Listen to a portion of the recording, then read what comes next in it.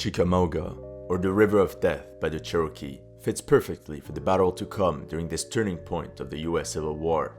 After Vicksburg and Gettysburg, Confederate armies could not survive another defeat, or the Union would break straight into Southern land.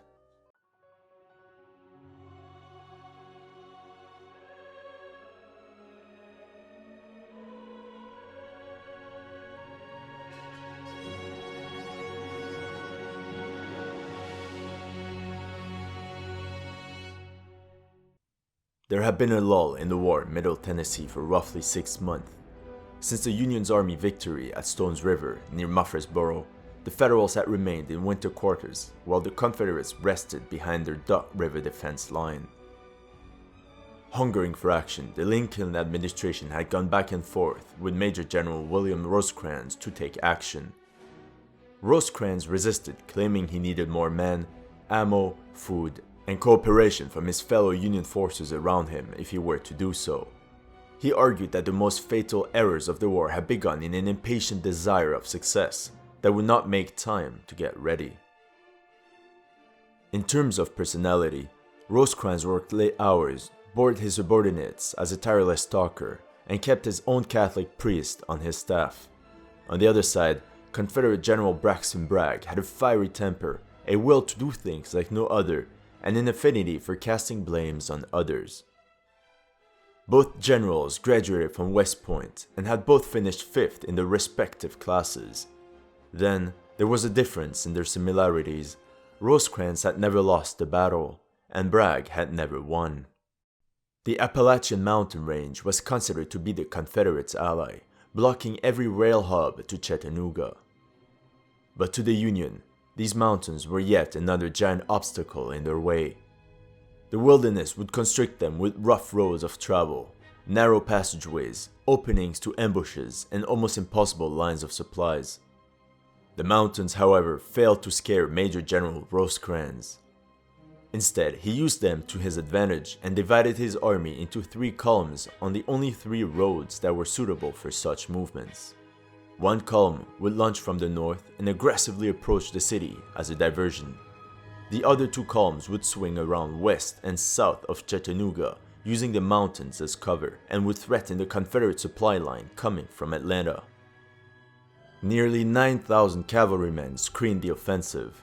Then came 50,000 infantrymen that endured a heat of 32 degrees Celsius as they trampled along the dust-ridden, narrow passageways of the mountains, followed by 200 cannons and 4,000 wagons carrying 45 days of food and enough ammunition to endure 2 battles.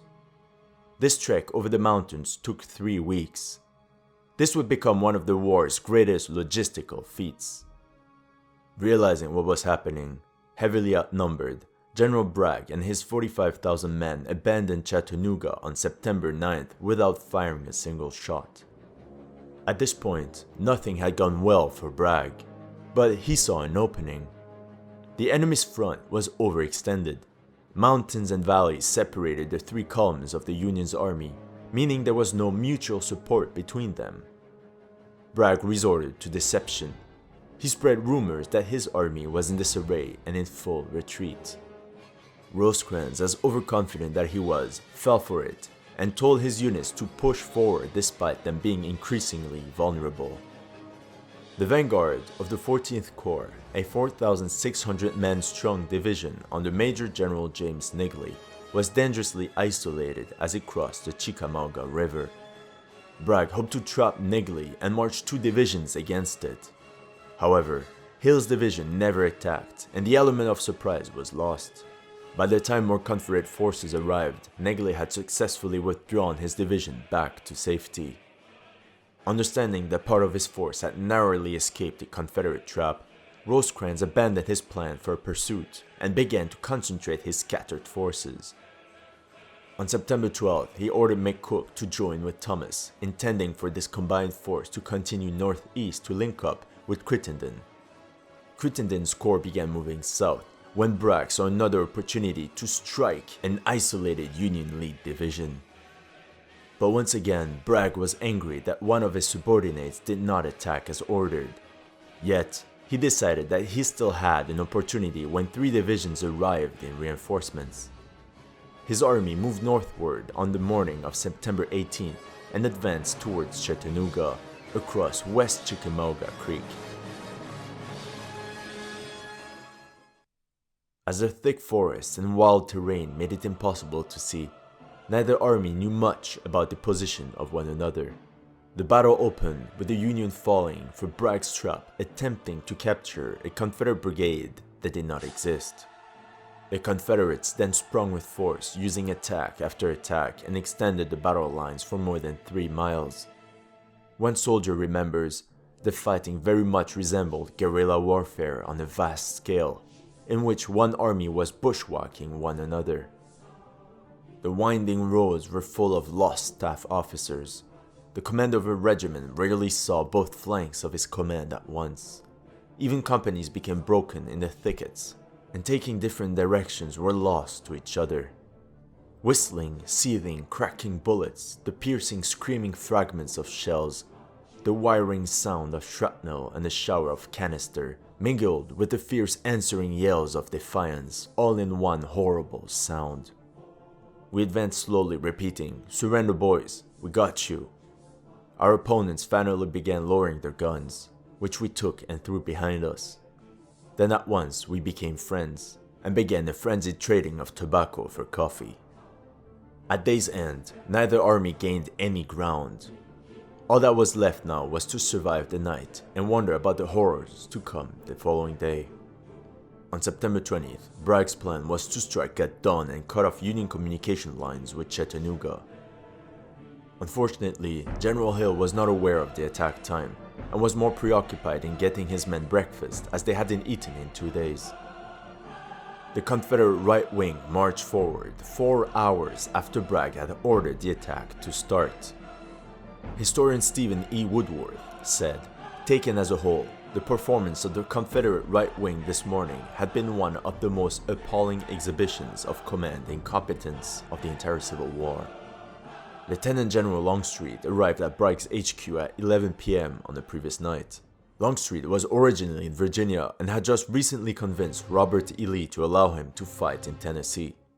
To take advantage of Longstreet's experience and seniority, Bragg reorganized his army, putting him in command of his left wing. Then Longstreet arranged his attack force of 18,000 men in a compact formation of multiple lines and hid them about 700 yards away from the enemy in the woods. In the late morning, Rosecrans believed a gap had occurred in his right center. He then ordered a group of men to go and plug the hole. Rosecrans made a mistake. There was no gap. The redeployment he had ordered created a quarter-mile long gap in his right front. Coincidentally, Longstreet's Confederate soldiers attacked precisely when and where the hole was created. His 10,000-strong infantry was similar in number to those he sent forward in Pickett's charge at Gettysburg. Some historians believe that he learned the lessons of that failed assault by providing a massive, narrow column to break the enemy line and achieving an attack-defense ratio of 8-1. The Union right wing crumbled, and 4 divisions were swept away. Rosecrans could not stop the rout and soon joined them in the mad rush to safety.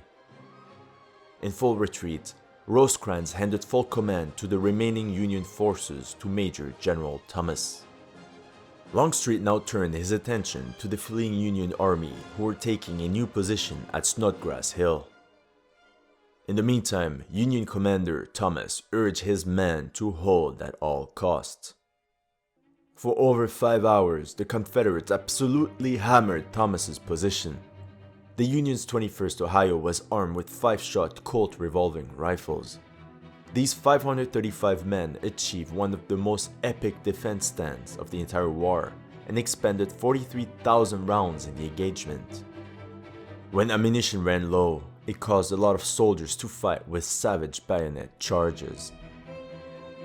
Longstreet hurled 25 assaults against these slopes, but none succeeded in taking the Union position. The only Union commander that had not fled the battlefield was Major General Thomas. Nearly 25,000 men rallied around Old Pap at Snodgrass Hill and stood firm. he fended off repeated attacks by 11 brigades of the Confederate Army. Thomas's courage and determination inspired officers and men to make one of the most remarkable defenses in the war. When James Garfield, General Rosecrans's chief of staff, arrived with orders for them to withdraw, Thomas refused, claiming they had to hold overnight. Garfield, as impressed as he was, stated, "Thomas stood like a rock." For the rest of his life, Thomas would be named as the Rock of Chickamauga. As the Confederates saw the Union soldiers withdraw, they renewed their attacks. Thomas left Horseshoe Ridge, placing Granger in charge. But Granger departed soon thereafter, leaving no one to coordinate the withdrawal. The 21st Ohio was one of the 3 regiments that were left behind to cover the retreat of the Union Army and held their position until surrounded and forced to surrender. Chickamauga, the River of Death, had earned its nickname. The Battle of Chickamauga was the bloodiest battle in the Western Theater and the bloodiest 2-day battle of the Civil War. The Union lost 27% of its fighting force, 16,170 casualties, while the Confederate Army of Tennessee lost 28% of its men, or 18,450 casualties. In the end, after surviving their standoff with the Confederates, the Union pushed back into Chattanooga to aid their wounded, resupply, and set up more defenses around the city. General Bragg did not understand the strategic situation and the urgency he faced, as he did not press his advantage to attack the disorganized Union forces. He didn't know that his victory was nowhere near decisive, as General Grant was now on his way with reinforcements.